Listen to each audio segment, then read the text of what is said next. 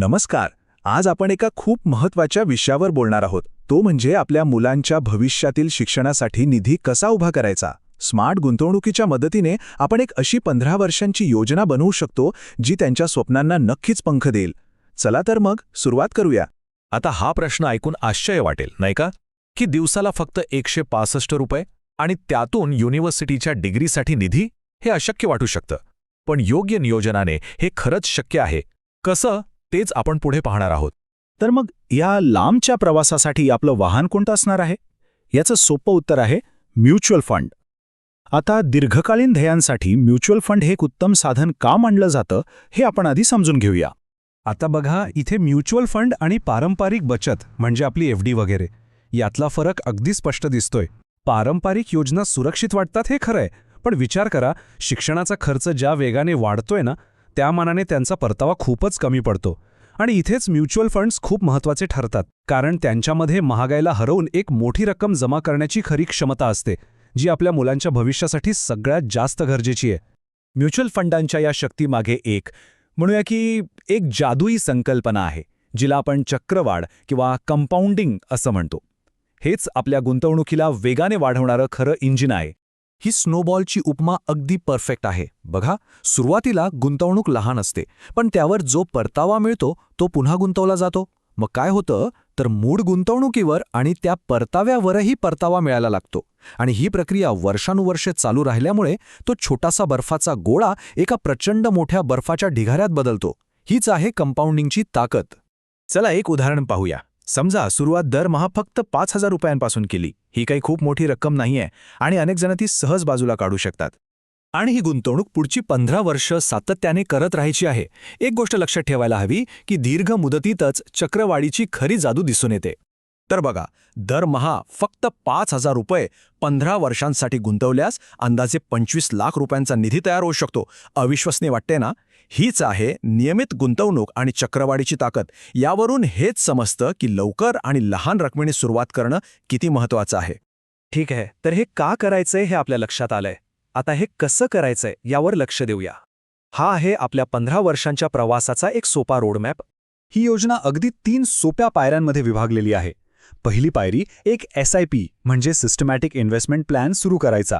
दुसरी, दरवर्षी आपल्या उत्पन्नानुसार गुंतवणुकीची रक्कम थोडी म्हणजे साधारण 10-15% वाढवायची.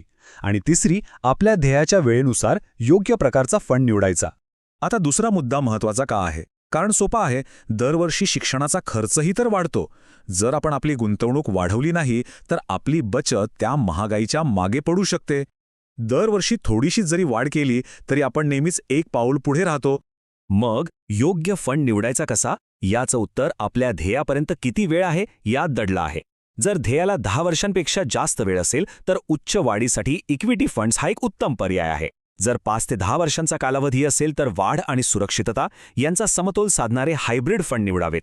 आणि जेव्हा ध्येय 5 वर्षांपेक्षा कमी अंतरावर असेल तेव्हा जमवलेल्या भांडवलाचं संरक्षण करण्यासाठी सुरक्षित डेट फंडांकडे वळणं अत्यंत महत्त्वाचं आहे. चला, आता योजनेच्या सगळ्यात महत्त्वाच्या टप्प्याकडे येऊया. निधी तर तयार केलाय, पण आता ध्येय जवळ आल्यावर त्याचं संरक्षण कसं करायचं? हा प्रश्न अनेक पालकांच्या मनात येतो. इतक्या वर्षांची मेहनत बाजारातील एखाद्या चढउतारामुळे वाया जाऊ नये याची काळजी वाटतेच. म्हणूनच यासाठी एक ठोस रणनीती असणं खूप गरजेचं आहे.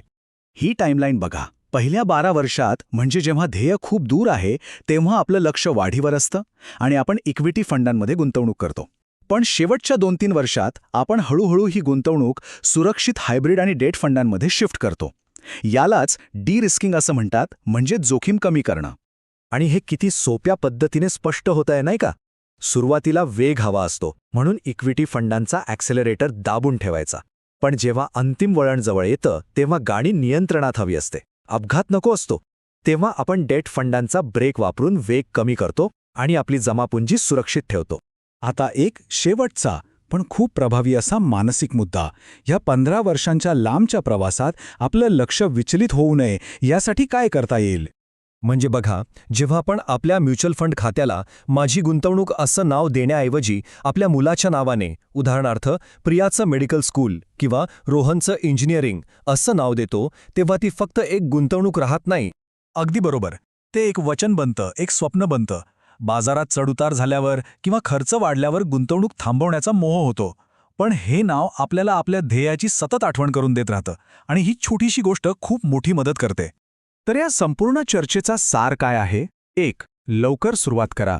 2. दरवर्षी गुंतवणूक वाढवा. 3. वेळेनुसार योग्य फंड निवडा. 4. शेवटच्या टप्प्यात जोखीम कमी करा.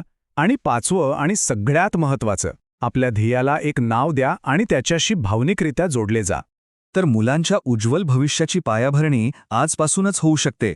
मग आता विचार करायचा आहे की या दिशेने आपलं पहिलं पाऊल कोणतं असेल.